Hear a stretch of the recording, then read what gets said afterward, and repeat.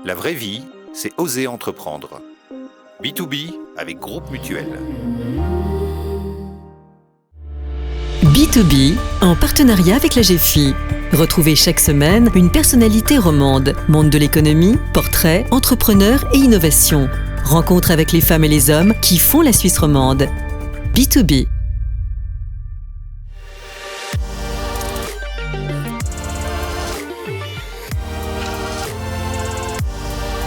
Bonjour à toutes et à tous, très content de vous retrouver pour ce nouveau numéro de B2B, en partenariat toujours avec la GFI et son rédacteur en chef, Frédéric Lelièvre. Bonjour. Bonjour Vincent Magny. L'immobilier de père en fille.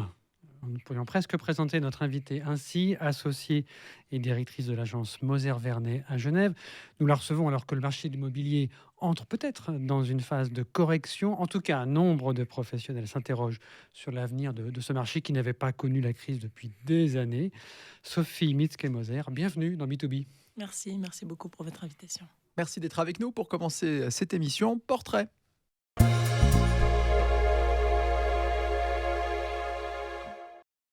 Sophie Mitzke-Moser, dans un article paru dans Le Temps, l'an passé, on découvrait un récit qui se déroule autour des années 2000. Il concerne un complexe immobilier situé à Grange-Canal qui ne trouvait ni locataire ni acquéreur, jusqu'à ce qu'un géobiologue évacue le spectre d'une personne suicidée qui gênait à l'étage. 2 semaines plus tard, comme par magie, le complexe s'est vendu.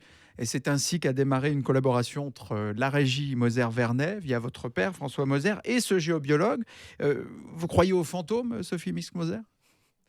Non, mais dans certains cas, on peut se poser la question. Vous êtes attentive au feeling que vous avez, pas forcément pour le travail, mais lorsque vous rentrez dans un endroit. Bien sûr. Je crois que je ne suis pas la seule. Il y a des endroits où on se sent simplement mieux qu'à d'autres. Vous arrivez à expliquer pourquoi ? Pourquoi pas toujours ? Parfois, c'est des facteurs objectifs. Je pense qu'on est tous sensibles à certains critères, la luminosité, bêtement la température ou l'agencement d'un endroit. On le voit bien avec l'immobilier quand on récupère des appartements vides ou si on les visite meublés. Déjà pour les locataires potentiels, ça fait des grosses différences. Les gens peuvent aimer un certain type d'ameublement plutôt qu'un autre. Je pense qu'on a tous une certaine sensibilité à des facteurs qui ne sont pas toujours extrêmement tangibles ou concrets. L'immobilier, c'est quand même aussi un monde de chiffres. On calcule le rendement, le prix est très important. Et là, faire appel à un géobiologue, c'est le terme. Bien sûr. Ça paraît complètement irrationnel. Il faut dire que quand vous avez des projets qui cumulent les problèmes pendant des années, par exemple ce projet-là qui vraiment était planté depuis très longtemps jusqu'à ce qu'on se pose la question d'emmener cette personne sur place, finalement on a loué carrément une sorte de partenariat avec Monsieur Herrero, auquel vous faites le géobiologue ou bioénergéticien. C'est vrai que c'est quelque chose qui peut paraître étrange et il nous a aidés dans des dossiers dans lesquels on n'arrivait plus à s'en sortir. Donc c'est vraiment pour le dernier ressort. Un autre exemple ? Oui, un autre projet dont mon père m'a parlé parce que je lui parlais de ça justement par rapport à cet article. Il me disait qu'il y a une dizaine d'années, il y a un propriétaire de terrain qui avait mis une vingtaine d'années à obtenir son autorisation de construire, donc extrêmement long. Et puis que le jour où il l'a eu, les machines de démolition sont arrivées sur ce chantier pour démolir la maison. Et elles tombaient en panne, toutes ces machines, les unes après les autres, jusqu'à ce que l'entreprise de démolition fasse faillite. Là, il me dit, écoute, je me suis dit que c'était un cas pour Monsieur Herrero. Donc, il l'a appelé et Monsieur Herrero est venu, lui a dit, voilà, il y a des personnes qui ne sont pas d'accord de laisser commencer ce chantier, qui sont là sur place, mais qui n'ont pas vraiment pris la décision de partir. Des fantômes. Des fantômes, des âmes, des présences, je ne sais pas comment matérialiser ça. Et surtout, il a dit, voilà, il faut leur laisser 2 semaines. J'ai négocié avec eux. Donc, voilà, dans 2 semaines, vous pourrez démarrer. Donc, on s'est dit, bon, on n'a rien à perdre. On attend 2 semaines. Et en effet, 2 semaines plus tard, on a pu tout commencer et tout s'est très bien déroulé. Donc, voilà, on fait appel à lui pour d'autres cas. Par exemple, les premières pierres des immeubles, parce que il y a une sorte de tradition qui dit qu'en général, voilà, on met quelque chose dans les fondations, on fait une petite cérémonie. Et ça, disons qu'on y tient. Et puis si ça peut donner des bonnes vibes, comme on dit aujourd'hui, aux immeubles, et puis que les occupants s'y sentent bien, pourquoi pas ? Ça coûte pas cher. Et puis voilà. Donc on n'y croit pas réellement, mais quelque part, dans le doute, pourquoi pas ? Revenons alors dans cette dimension-là. Vous êtes directrice et associée d'une entreprise dont les membres de votre famille siègent au conseil d'administration. Il est d'ailleurs présidé par votre père. Comment faites-vous pour qu'il règne un climat de neutralité dans ce contexte pendant les séances de travail ? Alors déjà, il y a 2 membres de ma famille, donc mon père et mon frère, mais il y a aussi un 4e associé qui s'appelle Stéphane Yagui. Ça, il faut pas l'oublier. C'est quelqu'un qui a fait toute sa formation dans notre entreprise, qui est associé depuis déjà une quinzaine d'années. Donc, il n'y a pas que la famille. Et puis, mon père, à un certain âge, aujourd'hui, il est plus actif dans la partie du management. Il fait plus que des nouvelles constructions. Donc déjà, par la force des choses, les compétences et on va dire les départements se sont répartis différemment. Et puis, on s'entend très bien en famille. On est content même de collaborer ensemble. Et puis, il y a 90 collaborateurs. Donc, on est aussi très proche des différents responsables de service qu'on a. Et donc, ça en sort toujours un certain consensus. Et puis, quand on se connaît bien, finalement, on connaît les affinités de chacun, et puis ça permet de toujours se mettre d'accord, en fait. Vous avez fait un master en finance à l'université de Bocconi à Milan. Vous avez fait ça pour l'Italie ou pour l'université en particulier? Les deux, et bien d'autres raisons. Mais c'est vrai que j'ai fait toutes mes études à Genève, pour des raisons des passions que j'avais à l'époque où je voyageais moins. J'aurais bien voulu aller aux États-Unis ou quelque chose comme ça, j'ai pas eu l'occasion. Donc je m'étais dit, bon, ben voilà, Milan, pourquoi pas, c'était une bonne université. Et puis c'est vrai qu'il y fait bon vivre et que je suis assez bonne vivance, donc pourquoi pas les deux. Vous parliez de passion. Vous aviez quoi comme passion à l'époque? C'était l'équitation à l'époque, quand j'avais encore du temps. Vous avez aussi étudié des études immobilières à l'Institut d'études immobilières, et puis vous avez travaillé presque 2 ans pour la régie Brelier. Oui. Pourquoi ce pas de côté, pas tout de suite aller Ah. dans l'agence familiale? Et puis, encore plus intéressant, qu'est-ce que vous avez trouvé de différent de ce qui se passait chez Moser Vernet? Donc c'est vrai que j'ai fait ce master en finance. J'ai travaillé dans des banques à l'étranger, après à Zurich. Quand je suis partie de cette entreprise, je me suis dit, bon, bah, pourquoi pas s'intéresser à l'immobilier? Finalement, il y a beaucoup d'aspects dans l'immobilier, dont pas mal d'aspects de finance. Et mon père m'a dit, écoute, t'es gentil, si tu veux commencer, eh ben, tu iras chez un confrère, parce que comme ça, tu verras comment ça se passe là-bas. Et puis, il faut que tu fasses une formation maintenant. Donc, j'avais déjà un autre master. Je me suis dit, ah, bon, je vais devenir stagiaire, parce que j'étais stagiaire chez la régie Brelier, qui avait bien voulu m'accueillir quand c'était Laure Brelier qui l'a dirigée à l'époque. Et en effet, j'ai fait le tour de tous les départements de l'entreprise. Et puis, cet institut d'études immobilières, moi, je profite de parler de cette formation, parce que c'est vrai que c'est une formation qui est faite par des professionnels ou des personnes qui ont un niveau de formation universitaire et qui est adapté au parcours que vous avez suivi. Ça veut dire que si vous êtes architecte ou vous avez suivi plutôt une formation économique, et bon, on vous fait faire à l'Université de Genève, parce que c'est en partenariat avec l'Université de Genève, des cours de droit. Si vous avez plutôt fait du droit, on va vous faire des cours d'économie, de droit fiscal. Et puis, c'est complété, donc c'est sur 2 ans en emploi ou sur 1 année full-time. Et ça permet de vraiment connaître toutes ces spécificités suisses et surtout genevoises, parce que comme vous le savez, le droit est extrêmement différent d'un canton à l'autre. Et ça permet de vraiment bien comprendre tous les aspects du métier. Et voilà pourquoi je me suis formée pendant que je travaillais ailleurs. Et puis maintenant, Qu'est-ce ça qui fait est 8 très ans. différent à la régie Brelier par rapport à chez Moser C'était Vernet? déjà une plus grande régie. C'est-à-dire que nous, on est 90, alors que Brelier était déjà roman à l'époque, avant de se faire racheter. Et puis, c'est toujours finalement par rapport aux personnes que vous rencontrez, qui sont d'accord de passer du temps à vous former, qui vous permettent finalement de comprendre le métier, que vous vous rendez compte des éventuelles différences. Et puis, c'est quelque chose d'important, la formation. C'est ça aussi qu'on continue à faire. C'est qu'on, je trouve, on donne pas assez de possibilités aux apprentis, ou en tout cas aux jeunes en formation, de comprendre comment fonctionne une entreprise, voir si ça leur plaît. Et puis de vraiment passer du temps, parce que finalement, c'est du temps qu'on consacre à des personnes, mais qui après pourraient rester chez vous ou réellement apporter quelque chose à votre entreprise. Vous êtes associée et directrice de Moser Vernet depuis plus de 8 ans maintenant. Quels ont été vos changements personnels depuis que vous dirigez l'entreprise? Dans la manière dont je travaille ou dans ma sphère privée? Au sein de Oui, l'entreprise? bien sûr. Donc déjà, quand j'ai commencé, on m'a dit, ben voilà, écoute, tu vas commencer au courtage, donc ça veut dire à la vente, parce que la courtière de l'époque, on avait 2 personnes qui travaillaient, plus 2 assistants, est partie. Donc maintenant, on a besoin de toi là-bas. Je dis, mais j'ai jamais fait de courtage. Puis en plus, je suis pas très bonne vendeuse. Bon, non, tu vas commencer là-bas. Donc j'ai fait 1 année et demie dans ce service. Et là, j'ai appris beaucoup, parce que vous devez faire des estimations pour des partages familiaux, mais aussi des mises en vente.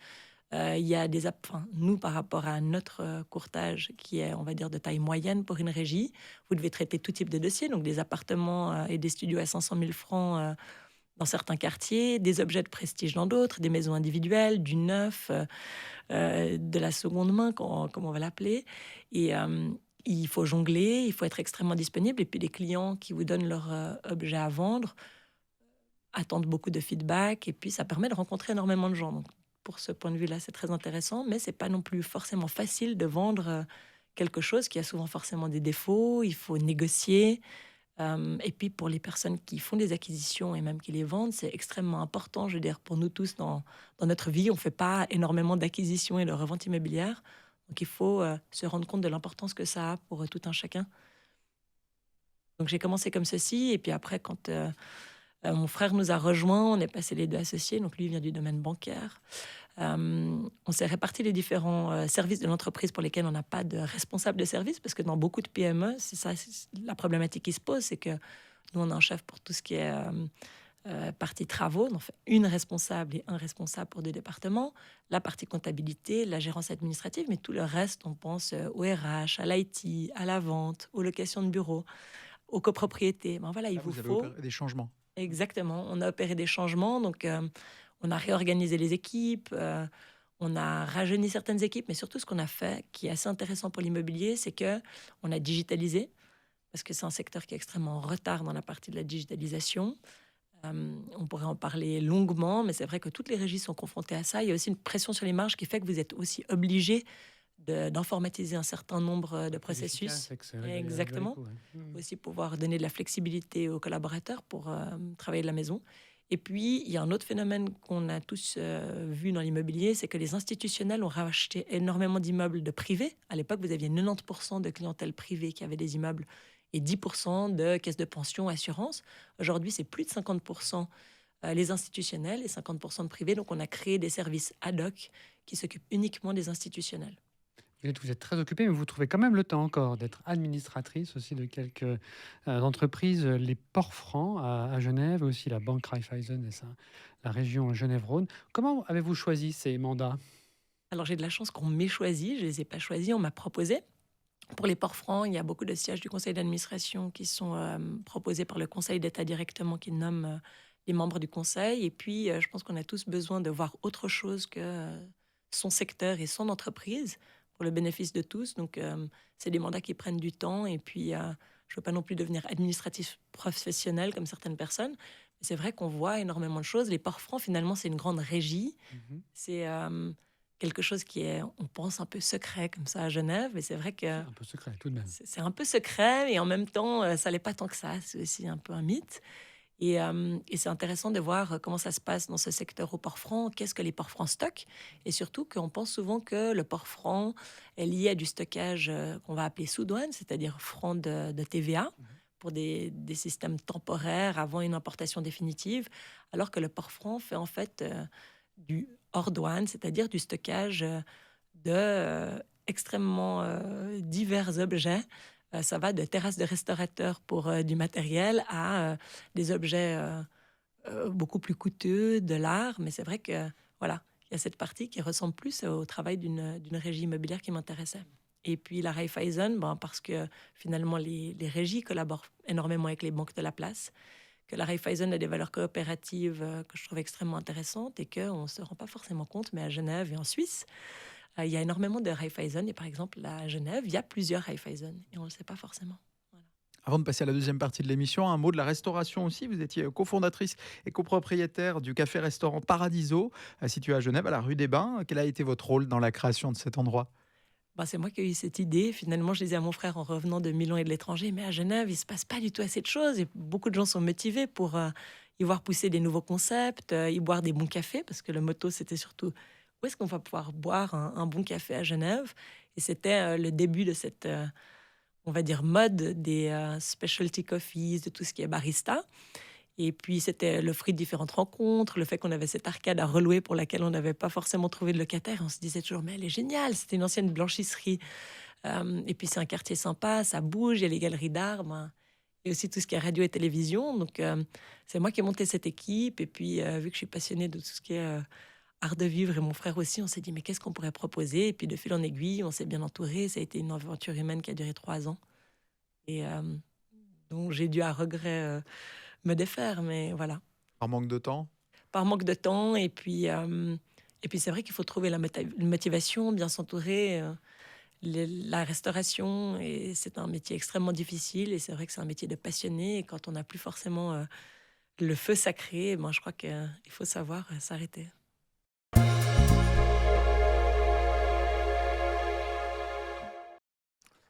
Sophie Misquet-Moser, dressant en quelques chiffres, quelques instants, le portrait de l'entreprise dont vous êtes la directrice et associée. Vous l'avez évoqué, 90 collaborateurs. L'agence immobilière que votre père a rejoint en 1976 avant d'en prendre la direction. Elle gère 450 immeubles à peu près, 8300 appartements locatifs, si c'est juste, 150 constructions, rénovations qui sont en cours, donc de quoi s'occuper uniquement à Genève. C'est un trait marquant, on y reviendra. Vous ne publiez pas de chiffres financiers, mais est-ce qu'on peut avoir un ordre de grandeur du volume d'activité économique que ça représente, hein? Bien sûr, en termes d'état locatif, c'est à peu près 250 millions gérés. Donc, si on se dit qu'on parle en valeur d'immeuble, ça fait à peu près 100 milliards de patrimoine géré par la régie. Parlons de ce marché de l'immobilier, peut-être en grande transformation. Il y a le logement, il y a les bureaux, il y a la transition énergétique. Commençons par le marché plutôt du logement. Les chiffres récents du CIFI, un cabinet spécialisé dans l'étude du marché de l'immobilier, disent qu'on peut s'attendre à une baisse marquée du prix dans le résidentiel, à peu près 6% entre septembre dernier et mars à venir, des valeurs pour toute la Suisse. Alors, chez Moser Vernet, vous êtes actif uniquement à Genève, on le disait à l'instant. Est-ce que vous percevez cette même tendance? On va vers une consolidation et peut-être une baisse des prix dans le résidentiel. Alors, baisse des prix, personnellement, je ne le pense pas. C'est vrai que le marché suisse est extrêmement différent du marché genevois. Exactement. Le marché genevois, il reste dans une configuration qui fait qu'on a un solde migratoire positif. Donc Genève attire toujours des nouveaux arrivants, des entreprises qui recrutent, ce qui est bien pour nous, et puis ça soutient aussi l'économie. Mais ça fait que la demande immobilière reste extrêmement soutenue avec une offre extrêmement limitée. Donc forcément, ces effets-là font que ça maintient les niveaux de prix et que nous, on n'anticipe pas de baisse de ces prix à la location. Une stabilisation, une légère augmentation à cause de l'inflation. Vous évoquiez tout à l'heure le rôle grandissant des investisseurs institutionnels, les caisses de pension, les sociétés d'assurance. Est-ce que vous les voyez toujours autant orientés encourager à acheter des biens immobiliers, ou bien peut-être eux commencer à faire une pause? Ils ont subi beaucoup de pertes sur les marchés financiers, donc leur portefeuille doit se réajuster. On sait qu'ils ne peuvent pas avoir trop d'immobilier dans leur placement. Vous voyez un mouvement comme ça s'amorcer, des vendeurs quand même du côté des institutionnels? C'est une très bonne question. C'est vrai qu'on voit ça depuis quelques mois. Les institutionnels, avec la remontée des taux d'intérêt, se sont tournés aussi vers d'autres classes d'actifs. Quand les taux étaient négatifs ou très faibles, c'est clair que les rendements immobiliers les intéressaient. Maintenant, ils peuvent avoir d'autres rendements grâce à d'autres classes d'actifs. Donc déjà là, on a eu pas mal d'institutionnels qui cherchent régulièrement, qui nous ont dit, écoutez, on est encore intéressés, mais plus qu'à certains taux de rendement minimum. Il y a, disons, ce trend qui fait que maintenant, ils ont aussi énormément acheté et qu'il y a une certaine consolidation, bien qu'ils restent, on va dire, actifs sur le marché. Mais c'est vrai qu'on a subi et observé une certaine baisse de l'intérêt des institutionnels pour l'acquisition d'immeubles ces derniers mois. Mais ça fait que 2 ou 3 mois qu'on le sent réellement, parce que c'est vrai que ça continue ces ventes immobilières de privés et puis que les institutionnels, on leur propose régulièrement et qu'ils nous font ce type de retour. Mais c'est encore trop peu ou pas assez marqué pour entraîner le marché à la baisse, c'est ça? Exactement. Oui, tout à fait.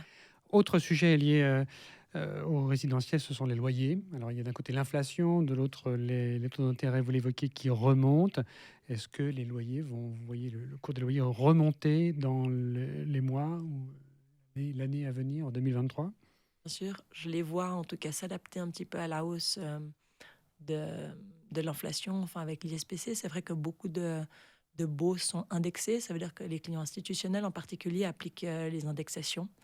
Donc c'est vrai qu'il y a des locataires qui se voient notifier des hausses de loyer qui sont liées à l'augmentation de l'inflation. Pour le reste, ça reste relativement stable. C'est vrai que cet effet-là est marqué. La tech pour trouver géographiquement des pépites, éviter les mauvaises surprises. Danamar en parlait dans cette émission. Les géologues ou les géobiologues. Voilà, vraiment la tech pure et dure. Fondateur de Foxstone, Danamar, vous intéressez à cette technologie? La technologie il faut juste que vous m'expliquiez un petit peu mieux. Donc, Cibler les pépiques géographiquement, éviter des endroits qui ont de trop forts taux de vacances ou des chutes de prix trop Grâce aux fortes. données, grâce à la D'accord. données. de Oui, data. alors eux, c'est vrai que vu qu'ils sont romans, ils ont cet effet où ils achètent aussi beaucoup en périphérie. Donc c'est vrai que c'est intéressant d'avoir des objets qui peuvent vous orienter.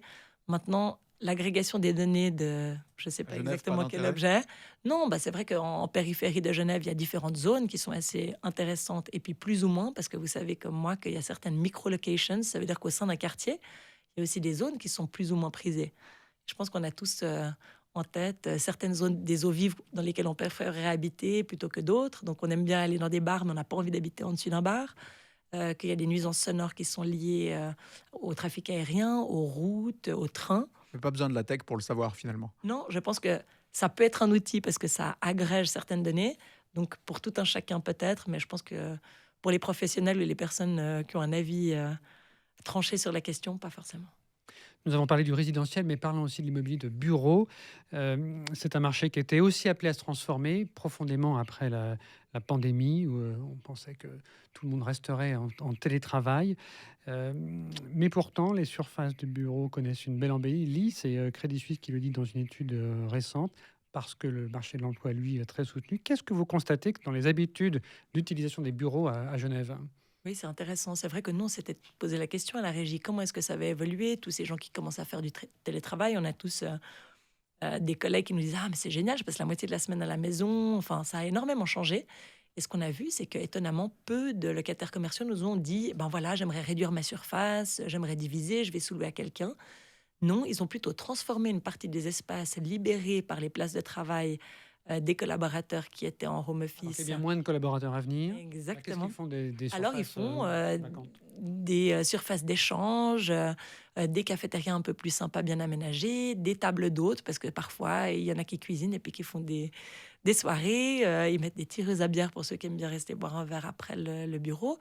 Et puis, surtout, peut-être comme on appelle ça aujourd'hui, un peu plutôt des sortes de booths dans lesquels on est dans un espèce de petit cocon, parce qu'avec ces open space, on n'a parfois pas de calme pour travailler ou passer un appel sans déranger les autres. Donc c'est ce type d'aménagement un petit peu modulaire qui prend la place de bureaux fixes. Surtout après le Covid. Hein. Exactement. En particulier après le Covid, c'était déjà ce que certaines entreprises ont fait. Par exemple, Leuco, qui était assez, on va dire, novateur. Et puis, il nous avait loué des bureaux. Il nous avait dit, voilà, peut-être que 70% de la surface, c'est pour des places de travail et 30%, on va en faire des espaces collaboratifs. Et puis, on avait vu ce qu'ils avaient fait. C'est vrai que ça plaît beaucoup. Puis aujourd'hui, pour attirer des collaborateurs bien formés, motivés pour rejoindre votre entreprise, il faut proposer plus qu'un joli bureau sur lequel on peut mettre sa photo de famille. C'est plutôt, voilà, qu'est-ce qui est proposé à côté, dont ces espaces un peu modulaires. La transition énergétique, c'est aussi un grand sujet dans l'immobilier qui est un gros émetteur de CO2. La Confédération va atteindre la neutralité carbone d'ici 2050. Un grand chantier donc est devant nous pour respecter l'objectif du Conseil fédéral. Chez Moser Vernet, combien investissez-vous chaque année? Comment se passe concrètement cette transition? Bien sûr, donc cette transition, elle fait vraiment partie de nos objectifs prioritaires, comme pour beaucoup de propriétaires d'immeubles qui sont nos clients, parce que c'est vrai qu'on gère pour des clients, donc ça dépend aussi de leur stratégie et de ce qu'ils sont d'accord et ce qu'ils peuvent faire dans leurs immeubles, parce qu'on oublie que beaucoup vivent des rendements de leur immeuble, donc ils n'ont pas forcément énormément d'argent à pouvoir investir directement là-dedans, donc on les y prépare depuis un certain temps, parce que tout le monde sait depuis plusieurs années que le règlement d'application de la loi sur l'énergie genevoise allait entrer en vigueur, donc tout le monde a pu se préparer, il y a eu de la préconsultation. Tout est basé sur ce qu'on appelle un indice de dépenses de chaleur des immeubles, qui est maintenant obligatoire à calculer, que chaque propriétaire d'immeuble doit reporter, et ça permet de le classifier, et s'il est trop élevé, c'est-à-dire plus que 450 mégajoules par an, il doit entreprendre un certain nombre de travaux de rénovation de son immeuble. Pour avoir une idée de l'ampleur de la tâche, quelle est la part des immeubles qui respectent déjà ce seuil de 450 mégajoules par an. Disons que il y a différents seuils, mais ce seuil-là, qui est le seuil en dessous duquel vous avez vraiment une pleine conformité, je dirais que c'est aujourd'hui 70% du parc. Il y a quand même 30% du parc immobilier, et je vous parle de celui qu'on gère. Donc, nous, on est très actifs depuis des années, la proposition de mesures d'économie d'énergie dans les immeubles. Aussi, les SIG qui ont lancé tout un partenariat avec les régies pour les soutenir. Il y a des systèmes de subventionnement aussi. Mais c'est vrai que c'est quelque chose qui n'est pas nouveau, mais qui maintenant est un réel sujet pour certains immeubles de certaines années de construction. Parce que je pense qu'on a tous constaté que par rapport aux années constructives des immeubles, il y en a qui sont plus ou moins énergétiquement efficients. Eh bien, il y a des gros travaux à faire. Et ça, 30% le respectent ou 30% ne respectent pas. C'est déjà pas mal. Oui, c'est déjà pas mal, mais je pense qu'on peut vraiment faire mieux. Et puis, il ne faut pas s'en tenir à ces seuils pour gérer un parc. Il faut vraiment proposer des mesures aux clients qui sont conformes à ce qu'il peut faire. Et puis, à l'obtention, par exemple, de certaines certifications. Donc, tout le monde connaît un peu Minergie, mais à Genève, il y a des standards plus basiques, qui sont les standards habituels, qui sont la haute performance énergétique, HPE ou THPE pour la très haute performance énergétique. Maintenant, tous les immeubles qu'on construit depuis presque une dizaine d'années doivent être de haute performance énergétique. Mais si vous faites certifier un immeuble que vous rénovez complètement et qu'il obtient cette certification, il y a des allègements fiscaux qui sont extrêmement intéressants pour les propriétaires immobiliers. Ça veut dire que vous êtes aujourd'hui C'est la carotte. exonéré exactement de 20 ans d'impôt immobilier complémentaire qui finance une partie de ces travaux, en plus des subventions. Alors le coût de ces travaux de mise aux normes, ça va pousser certains propriétaires privés à vendre leurs biens? C'est exact. C'est vrai qu'on l'a constaté, certains ne peuvent pas forcément financer ces travaux. Et ça va et ça a déjà poussé au niveau suisse des propriétaires à devoir se séparer de leur immeuble. Avant de conclure cette deuxième partie, deux brèves questions sur l'avenir de Moselle-Vernay. Est-ce qu'un jour vous mettrez les pieds en dehors du canton? C'est pas prévu. C'est vrai que mon père a cette petite phrase, un petit proverbe. La chèvre ne broute que autour de son piquet. Donc c'est vrai que notre piquet, c'est Genève. Chèvre, hein? Alors, a priori pas. C'est vrai que si vous connaissez Genève, vous savez à quel point Genève est Petit. petit, mais aussi particulier par rapport au reste de la Suisse. Et c'est pour ça qu'on a des clients institutionnels qui font appel à notre entreprise, parce qu'on a cette connaissance territoriale et puis finalement aussi beaucoup de partenariats et d'ententes avec les différents acteurs du tissu local. Donc à moins de rencontrer peut-être quelqu'un qui vient d'un autre canton et qui fonctionne de la même manière que nous, on n'a pas cette ambition. Donc pas tout de suite, mais peut-être un jour. Néanmoins, ce sera la dernière question. Vous êtes une relativement petite agence. Il y a d'autres beaucoup plus grandes qui comptent des centaines d'employés, DBS, comptoir immobilier, SPG, Bernard Nigo, j'en passe, et les meilleurs. L'avenir, c'est toujours l'indépendance, néanmoins? À l'avenir, c'est vraiment l'indépendance. C'est essayer de conserver sa marge dans un marché extrêmement compétitif, avec cette signature du fait que voilà, chaque associé de notre entreprise connaît ses immeubles, connaît son client et a cette disponibilité pour les personnes qui sont nos clients, pour qui on gère leurs immeubles. Donc si je croise Monsieur X dans la rue, je saurai exactement ce qui se passe dans l'appartement de son immeuble. Small is beautiful, c'est ça? Exactement.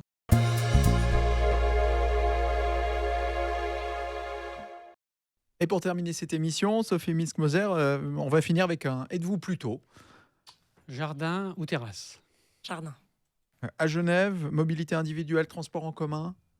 Transport en commun ou vélo? Home office ou bureau? Les deux. 50-50? 50-50. Joignable le week-end pour le travail ou repos total? Joignable tout le temps. Et quel centre d'art contemporain à Genève pour vous? Le MAMCO. Merci beaucoup, Sophie Milsk-Moser, d'être venue aujourd'hui sur le plateau de B2B. Merci beaucoup.